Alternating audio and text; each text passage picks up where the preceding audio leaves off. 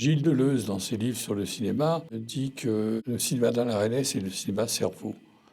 Et je crois que c'est une remarque très, très pertinente, parce que je crois qu'avec Resnais, on a, dans le cinéma mondial, une des révolutions qu'il a introduites, outre l'art du montage. Godard disait que Resnais était le plus grand monteur depuis Eisenstein, mais je pense que Resnais a fait des films mentaux. Il a fait des films, ce qu'on ne croyait pas possible. On disait c'est la littérature qui est capable d'aller à l'intérieur du cerveau. Le cinéma est fait pour montrer des actes, de l'action. Et il a fait un film d'action pour la première fois dans sa vie avec ce film, mais en même temps il a fait un film mental, parce qu'effectivement on est dans le cerveau de Diego.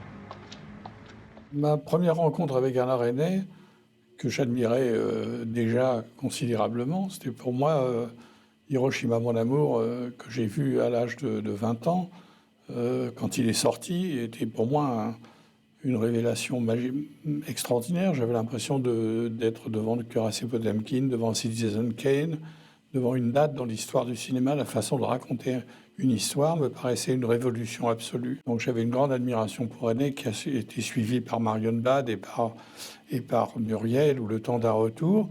Et donc c'était son 4e film, et j'étais à la Revue Positive depuis quelque temps, et j'ai joint 2 camarades pour rencontrer Resnais, pour parler avec lui de La guerre est finie, qui est un film qui nous a tous beaucoup marqués, aussi bien d'ailleurs que les 3 premiers, pour des raisons différentes. La guerre est finie, d'abord, a été à l'époque controversé. Bien reçu, bien sûr, parce que c'était un très beau film, mais il était controversé à la fois pour des raisons esthétiques et pour des raisons politiques.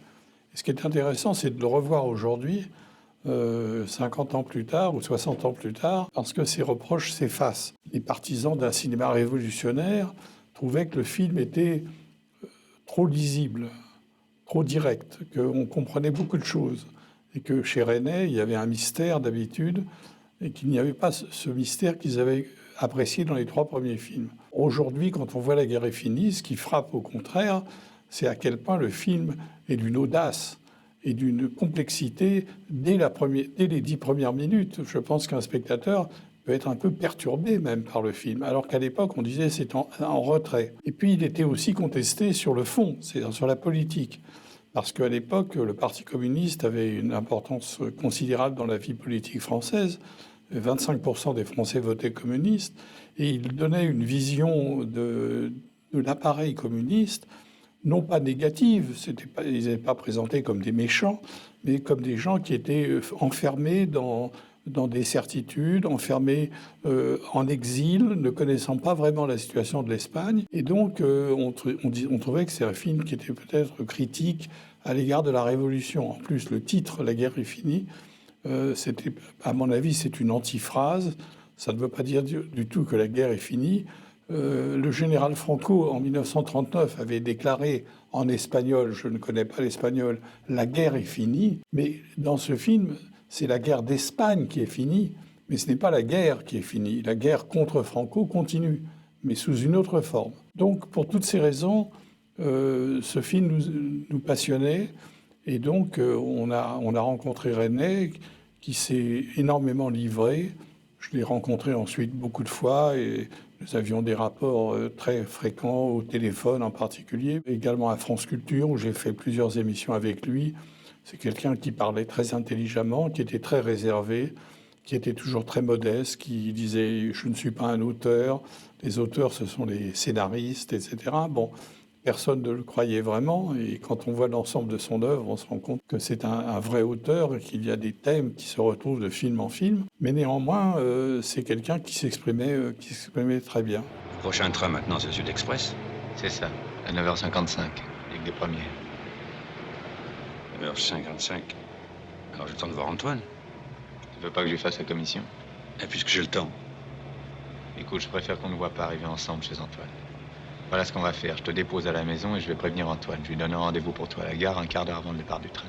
D'abord, il faut dire que Resnais, dans la première partie de son travail, jusqu'à Providence environ, c'était un cinéaste politique. Pas seulement politique, c'était un grand cinéaste qui brassait énormément de thèmes, mais chez qui la politique était très concernée. Je prends un seul exemple.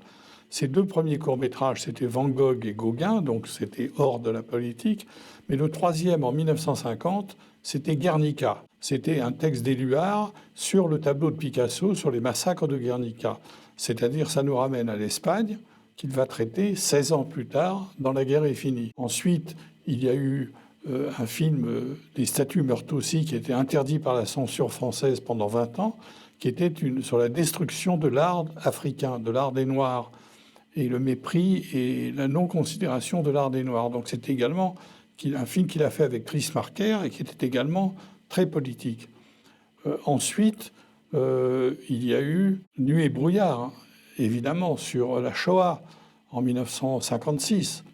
Et puis ensuite, il y a eu sur Hiroshima, évidemment, un film qui parlait pas seulement d'Hiroshima, mais qui parlait évidemment de la bombe atomique et de Hiroshima, mon amour. Il y a eu Muriel, qui parlait de la guerre d'Algérie. Donc Resnais avait des préoccupations politiques, ce qui était assez rare dans le cinéma français de l'époque. En particulier, ça lui a coûté très cher, par exemple, avec le Festival de Cannes, puisqu'il ne faut pas oublier que Nuit et brouillard n'a pas été montré officiellement à Cannes pour ne pas gêner notre allié allemand. Que ensuite, Hiroshima, mon amour, a été écarté de la compétition de Cannes pour ne pas gêner les Américains. L'année dernière, à Marienbad a été écarté de Cannes parce qu'il avait signé le manifeste des 121 contre la guerre d'Algérie. Et donc le film est allé à Venise où il a eu le Lion d'Or. Ensuite, Muriel a été interdit au Festival de Cannes parce qu'il parlait de la torture en Algérie. Et La guerre est finie a été refusée pour Cannes parce que ça gênait le général Franco. C'est vous dire à quel point la censure s'exerçait à l'époque et même un grand festival comme Cannes a refusé quasiment tous les films de Resnais jusqu'à finalement Je t'aime, qui est le premier film accepté, mais le festival s'est arrêté à cause de mai 68 et le film n'a pas pu être projeté. Ce qu'il y a dans La guerre est finie, évidemment, c'est le film le plus ouvertement politique de Resnais, où le sujet est vraiment la lutte des clandestins contre le général Franco, contre l'Espagne franquiste. Non, je connais personne. J'ai tout ce qu'il faut savoir sur eux, mais je ne connais personne. Je trouve ça drôle que vous parliez d'une étoile personnelle. J'ai toujours pensé ça, qu'il y a des êtres qui ont une étoile. Vous n'êtes jamais allé chez eux? Non, jamais. Resnais n'écrit rien, mais il n'y a pas une virgule qui ne soit pas de lui. C'est-à-dire qu'il guide ses scénaristes vers ce qu'il veut. Il a un scénario, il a une scène, il demande de la retravailler, etc. C'est-à-dire qu'il l'oriente. Il ne tient pas la plume, mais tout passe par lui, finalement. Alors évidemment, dans le cas de Sam Proulx, c'était un choix qu'a fait Resnais parce qu'il avait lu le premier roman de Sam Proulx, Le Grand Voyage. Et dans Le Grand Voyage, c'est un récit d'un voyage vers les camps de concentration, puisque Sam Proulx avait été enfermé dans les camps de concentration. Et pendant ce voyage, il a des flashs qui lui font imaginer des choses qu'il va vivre, etc. Donc il pensait que c'était tout à fait pertinent de prendre Sam Proulx. Au départ, ce qui est tout à fait singulier, c'est que ça ne devait pas du tout être un film sur la guerre d'Espagne. Ils avaient deux projets, un sur un prisonnier politique en Grèce qui travaille pour les autres prisonniers politiques, ou bien un deuxième sujet, c'était des militants pour la paix, soit au Vietnam, soit en Algérie.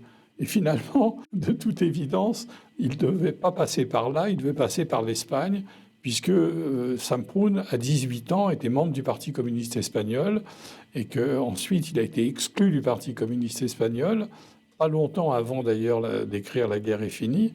Et donc, étant espagnol, évidemment, on peut lire dans le personnage de Yves Montand certainement la personnalité de Sam Proulx. Juan n'est pas encore passé, mais peut-être a-t-il été envoyé par Perpignan. Tu ne sais pas, tu ne peux rien faire tout seul. Antoine a raison. À Perpignan, tu ne connais même pas le copain qui s'occupe des passages. Il faut que tu ailles à Paris. Juan n'a pas dû partir encore. Tu vas le trouver chez lui. Il faut que tu vois les copains, aujourd'hui même, pour leur expliquer la situation à Madrid. Personne ne doit y aller, surtout pas Juan. Il tomberait dans le piège. C'est vrai que le film n'est pas strictement un film politique, au sens où les films de Francesco Rosi, par exemple, sont des films politiques, Main basse sur la ville, Salvatore Giuliano, L'affaire Mattei. Mais c'est tout de même un film sur un engagement politique, parce qu'il y a des discussions politiques très importantes dans ce film. Il y a par exemple 2 séquences qui se renvoient l'une à l'autre, qui font partie d'un bloc dans le récit, dans la deuxième partie du film, où on voit d'une part une rencontre avec la cellule en exil des communistes, de ses patrons, de son patron en particulier, qui veut lancer une grève générale, même si la grève générale a échoué à chaque fois. Évidemment, Diego s'y oppose. Il est obligé de se soumettre. Donc ça représente les vieux militants qui habitent l'étranger et qui ne connaissent plus du tout la situation espagnole. Comme le dit d'ailleurs Diego, il en a assez de l'Espagne mythologique, de Federico García Lorca, de la tauromachie, etc. Il dit l'Espagne aujourd'hui, c'est 14 millions de touristes. L'Espagne est devenue différente. Le folklore, j'en ai assez. Il faut continuer à se battre, mais saisir l'opportunité et non pas savoir mieux que les Espagnols ce qu'ils doivent faire. Ils disent, vous êtes en exil, vous vivez en France, vous ne savez pas ce qu'est la situation en Espagne et vous ne pouvez pas donner des ordres à des gens sans savoir ce qu'ils vivent eux. Ça, c'est la première position de Diego. La deuxième, c'est la rencontre avec les étudiants, qui est une rencontre très intéressante parce que je crois que c'est la première fois dans le cinéma mondial qu'on voit des terroristes, des jeunes terroristes. C'est avant les Brigades Rouges en Italie, avant la bande à Bahader et avant les gauchistes violents qui veulent utiliser du plastique et faire des attentats meurtriers. Il est également contre cette position. Et lui est une troisième position qui est celle de travailler, de continuer à militer, de faire des voyages en permanence, etc. et d'attendre le moment opportun pour renverser peut-être le régime de Franco. Il n'a pas de solution. Et je pense que le personnage de Diego illustre très bien une phrase d'un grand politicien, un grand philosophe politique italien, Antonio Gramsci, qui disait, il parlait du pessimisme de la raison et de l'optimisme de la volonté. Et je trouve que le personnage de Diego représente tout à fait cela, comme s'il avait lu Gramsci, c'est-à-dire il est pessimiste, parce qu'il ne voit pas tellement d'issue pour l'instant, et donc il attend, il continue à travailler, il est dans l'action, et en même temps l'optimisme de la volonté, c'est-à-dire que c'est un homme qui continue à se battre. C'est pour ça que pour lui la guerre n'est pas finie, mais elle n'est pas finie de la même façon que pour les autres. Ce qui est beau dans le film de René, je crois que c'est la première fois, d'abord qu'il y a un personnage masculin qui domine le film. Jusque-là, les femmes et les hommes étaient en équilibre. Hiroshima, mon amour, Marion Bad, et puis Muriel. Il y a des personnages féminins, des personnages masculins. Là, on a un personnage masculin qui est au centre du film. Et ce personnage est aussi un homme d'action, ce qui est la première fois dans un film de René. Quand on regarde les 3 précédents, c'est un homme d'action en mouvement. Il est un peu comme le marcheur de Giacometti. Dans les sculptures de Giacometti, c'est un peu cela, Diego. Il est tout le temps en mouvement, il est dans les trains, il est dans les voitures, il est dans la marche, etc. Il est propulsé toujours vers l'avant. Diego est vraiment l'exemple même du voyageur. C'est une vie de voyageur en permanence. On a l'impression qu'il adore Marianne, mais en même temps, il a peur de s'embourgeoiser. Je crois de vivre une vie conjugale régulière, c'est pas pour lui. C'est un homme qui n'est pas satisfait de la vie, du ronronnement de la vie. Donc, d'une certaine façon, c'est un romantique. Il est très différent de Alphonse, le personnage de Muriel, ou Le Temps d'un retour, qui lui aussi, alors lui, c'est un personnage assez antipathique, etc., mais qui n'est pas non plus satisfait de la vie qu'il mène et qui s'invente une autre vie. Lui, il ne s'invente pas une autre vie, il vit une autre vie, qui est celle qui lui rend la lucidité aussi, parce que c'est parce qu'il fait des voyages en permanence qui connaît l'Espagne très bien, qu'il est en désaccord avec les émigrés qui vivent là depuis 30 ans et qui ont perdu complètement le contact des Espagnols. Et d'ailleurs, une innovation du film, c'est ce qu'on appelle le flash-forward par rapport au flashback. Les films de Resnais jusque-là, c'était des films sur la mémoire. Et donc, ils étaient pleins de retours en arrière, flashback. Tandis que là, c'est des flash-forward, c'est-à-dire en avant. C'est-à-dire que dans le film, il n'y a pratiquement pas de retour en arrière. Il y a des plongées en avant. On voit Diego qui traverse la frontière et il imagine sa visite à ses amis dans la banlieue parisienne, à Issy-les-Moulineaux, à Aubervilliers, à Ivry. Il imagine un plan avec sa compagne. Bref, tout le film est fondé sur la plongée dans le futur. C'est une innovation de la part de Resnais qu'il est peut-être fatigué qu'on dise de lui que c'était le cinéaste de la mémoire. Donc c'est pas un film sur la mémoire. Et d'ailleurs, il n'y a rien sur la guerre d'Espagne. On ne fait que l'évoquer.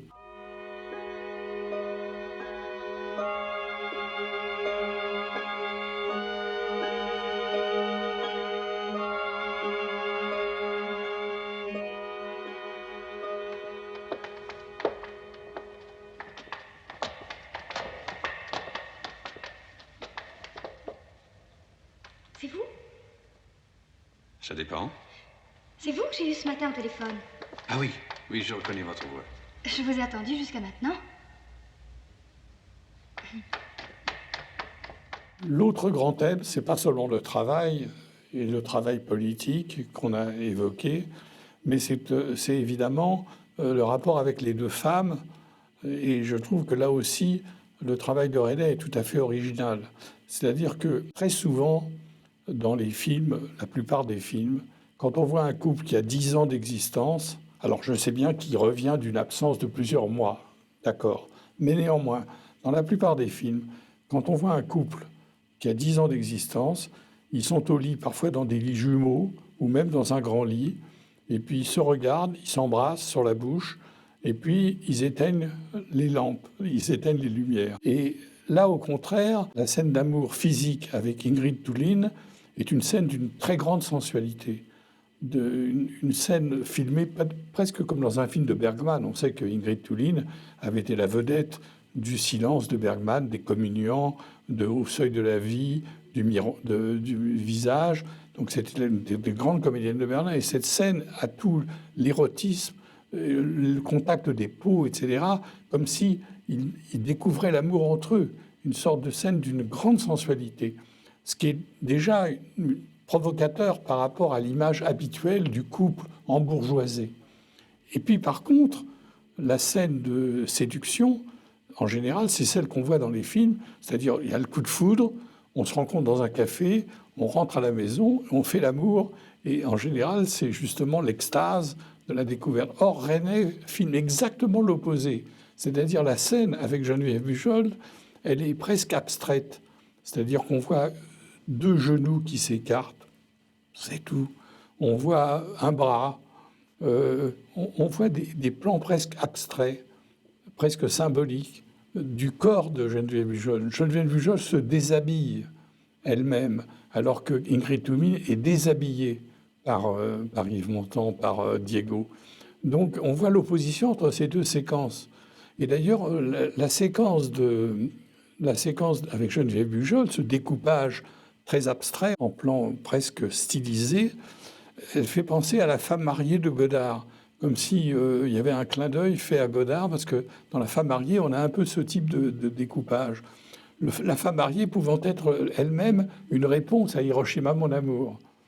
Donc tout ça est très complexe, et je pense que les scènes d'amour se terminent par les derniers plans du film, qui est le départ de Marianne pour l'Espagne avec une valise.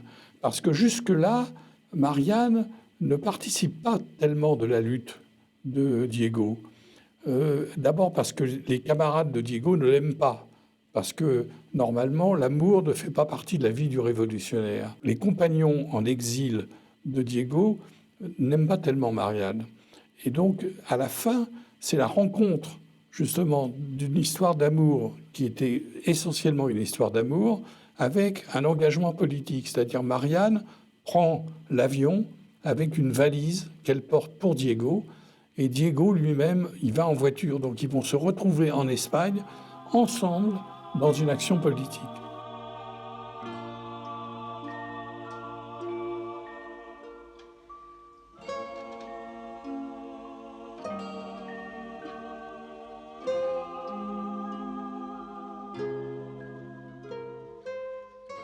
Ce qui est très intéressant, c'est le choix des comédiens. Par exemple, le choix de Ingrid Thulin est très intéressant parce que elle joue un personnage d'exilé. Comme lui, ce sont finalement deux exilés, une Suédoise et un Espagnol. Ingrid Thulin, elle a un petit accent, l'accent suédois. Et ce qui est intéressant, c'est que René aime les gens qui ont souvent un accent. Dans Marienbad, c'est évidemment Giorgio Albertazzi, qui a un accent italien. Dans Hiroshima, mon amour, c'est Okada, un japonais, qui a un accent japonais. Dans Muriel, c'est la voix de Delphine Seyrig, qui n'a pas d'accent, mais qui a une voix quasiment musicale, qui n'a pas une voix naturaliste du tout. Et donc René aime la qualité musicale des voix. Je pense que c'est ce qui l'a attiré dans le choix d'Ingrid Thulin. Yves Montand, a toujours été Yves Montand. Il n'a jamais hésité sur le choix. Le fait aussi qu'il soit italien d'origine, Ivo Livi, son vrai nom, ça coïncidait. Bon, c'était un Méditerranéen, etc. Donc ça allait avec. Et puis il voulait Yves Montand. C'était sa condition pour faire le film. Donc je crois qu'il n'a pas eu de doute là-dessus. Qu'est-ce qui se passe? Rien, pourquoi? On est venu pour toi, ce copain, tout brun, maigre, qui a l'air de me détester. Mais qu'est-ce que tu racontes?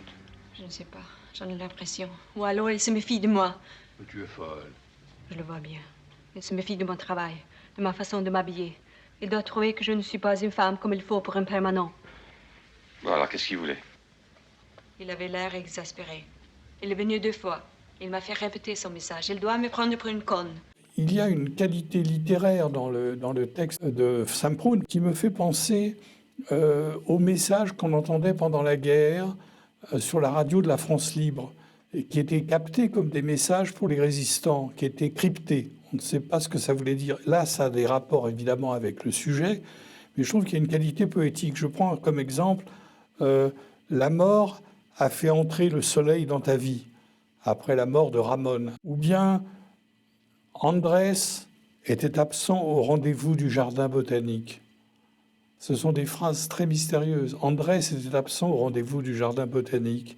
Et puis, le soleil se lève sur Benidorm.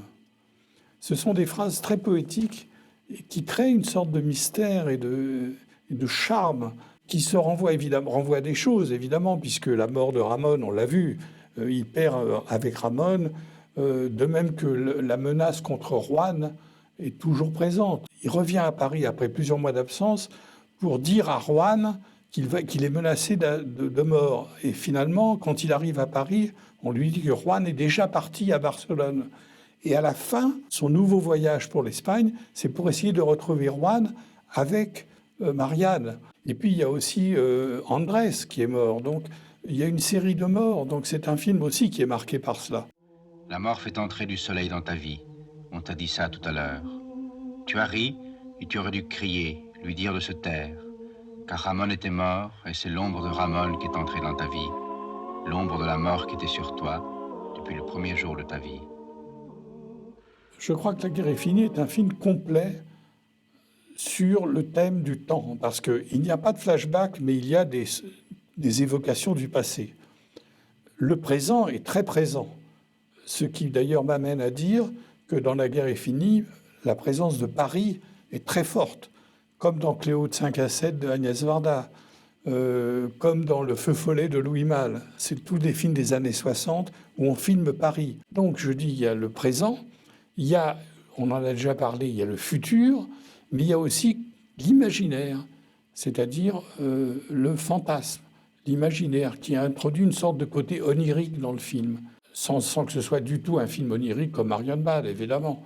Mais donc, il y a les 4 présences. Il y a le passé, le présent, le futur et l'onirisme et l'imaginaire. Donc c'est un film très, très complexe et très complet. Il y a de l'ironie aussi chez Diego. Il y a beaucoup d'ironie dans pas mal de ses commentaires.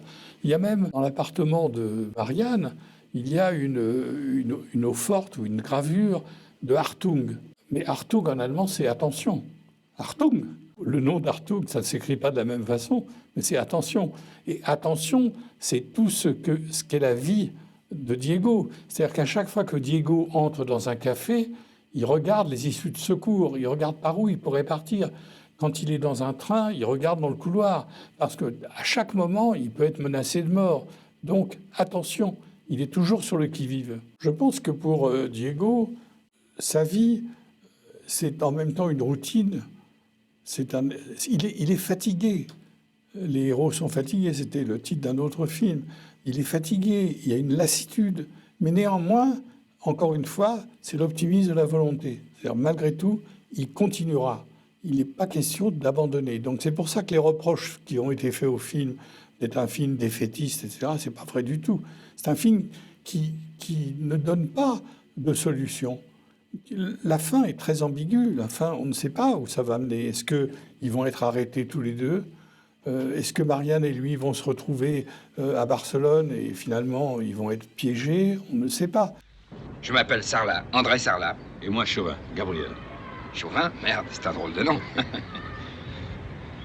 On se racontera nos vies tout à l'heure. Les vraies ou les fausses? Oh, moi, la fausse, la vraie n'a pas d'importance. Comme artiste, alors pour moi, c'est pour moi le plus grand cinéaste, un des 4 ou 5 plus grands cinéastes de l'histoire du cinéma français. Je pense qu'il a révolutionné le cinéma. Je pense que quand j'ai commencé à voir ses films, quand j'avais 20 ans, Hiroshima, mon amour, c'était pour moi une révolution copernicienne, pour tout le monde d'ailleurs. J'avais trouvé À bout de souffle un film très original et très personnel et très bien. Les 400 coups comme un joli premier film. Mais le film qui était pour moi une révolution, au sens où Citizen Kane est une révolution, où le Potemkin est une révolution, c'est Hiroshima, mon amour, qui est un film qui a bouleversé tous les metteurs en scène du monde entier qui l'ont vu. C'est une influence considérable sur tout le monde.